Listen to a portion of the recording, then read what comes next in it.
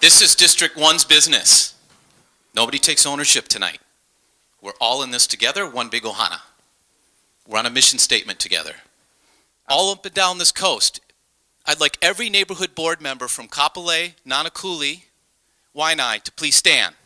These are our conduits. Everybody who's on a board, who's from a board here tonight, please stand. These are the folks who are engaging every day. They're making a difference. They've been our ears. So at the city council, they're expecting action from us. I want to turn it over now to this person who I've refused to name, because if you don't know her name, then you're not in the loop. This person has championed one of the first things years ago when we had the sewage spill in town. Who do you think was there monitoring the beaches and said, everybody's doing water quality tests? Who's checking out the sand? One leader hasn't given up. Before I got sworn in, guess who was in our neck of the woods picking up the needles? So if you don't know her name, you should. Aloha and good evening to all of you. My name is Tulsi Gabbard Tamayo. I'm a city council member representing Kalihi Valley, Tumakiki, that's District 6 on the city council. Tom has been very kind with his introduction and his remarks. But I think, and I know that all of you are also doing your own part within your own communities, because that's what this is all about. This is about each of us coming together and bringing whatever tools, attention, time, and energy that we have to build our communities to be stronger and healthier and better. Specifically, I know we're here tonight talking about the spill that happened at Waimanalo Gulch back in January. I know it's one of the issues. As he mentioned, I'm chair of the safety committee on the city council.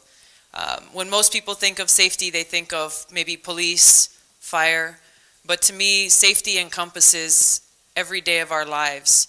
If our oceans are dirty, that's a safety concern. If our streets are not safe, that's a safety concern. If we have, breeding grounds for dengue fever, that's a safety concern. So there's a lot of different issues that are top of mind right now. When the spill happened at the Waimanalo Gulch, obviously I was very concerned, like all of you, when I saw and heard about these vials of blood and needles that were washing up shore. I'm not an expert on the landfill, I'm not an expert on medical waste, but I knew that we had to do something and we had to take action, and that talking wasn't going to be enough. So I came out here, I worked with the people within the city, I worked with people within the state, and most importantly, at the grassroots level within the community, I was so honored to be a part of those who came out every day, some multiple times a day, to just clean it up. Because in the end, action is what matters, and just getting things done is what matters. Being here tonight is special for me because we're here to listen to you. Like Tom mentioned, oftentimes Honolulu Hale is a long way off, especially for those of you who live out here. The times are not always convenient if you have a job or if you go to school or you have children.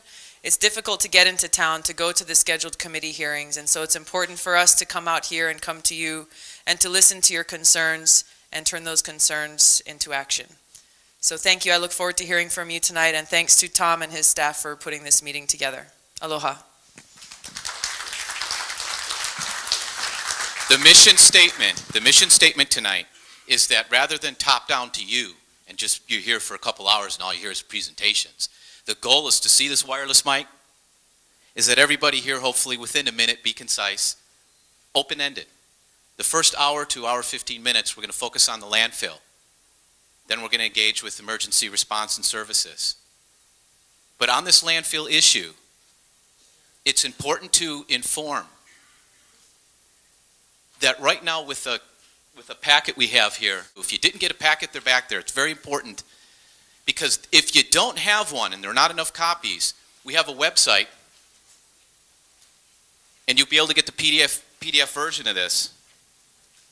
But there's been communications here. We have a landfill site selection committee. Why?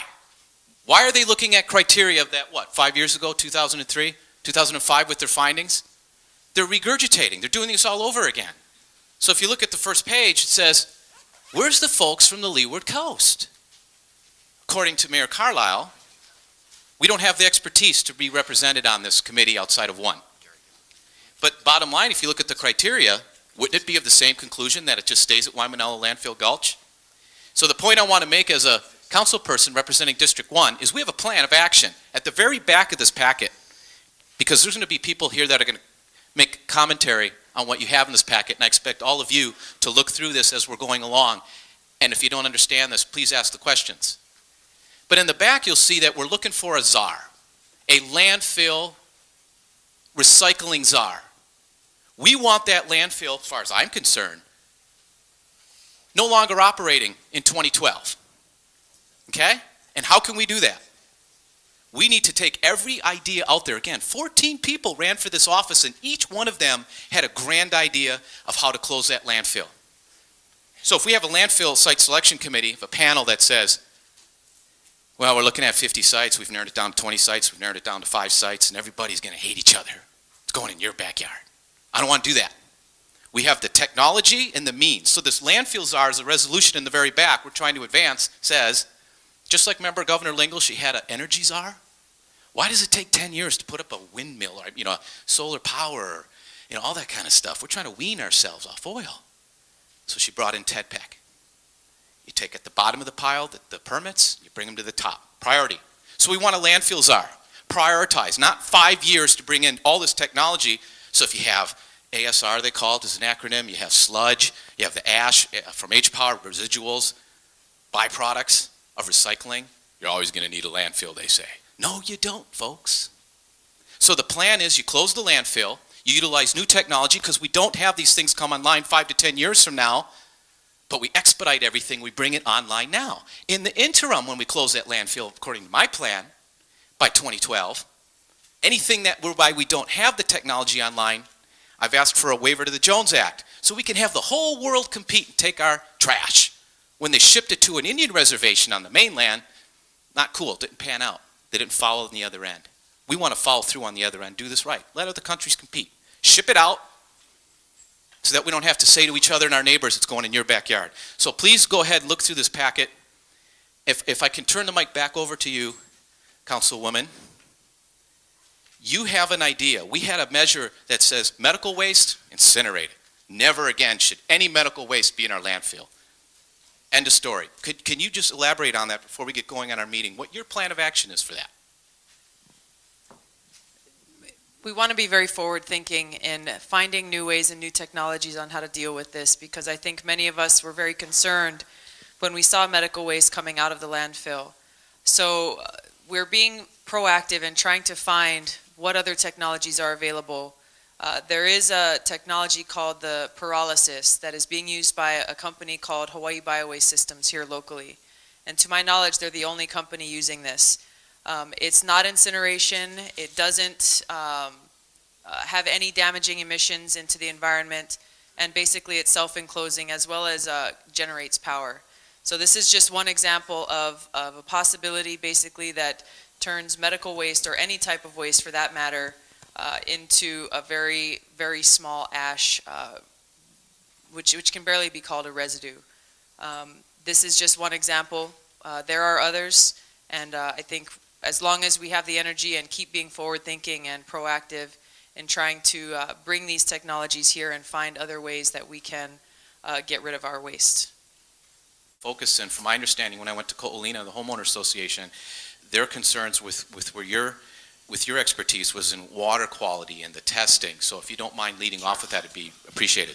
All right. Well, I assume we're talking about the flood of the landfill that led to the release of medical waste and other waste from the landfill. Let me just begin again by saying I'm Gary Gill. I'm with the State Department of Health. And the role of the Department of Health is to to oversee the solid waste permits that every landfill needs. Anyone who handles solid waste needs a permit from the state of Hawaii. Those permits have conditions and they are enforced. We have the power in the Department of Health to levy fines for any violation of the state law dealing with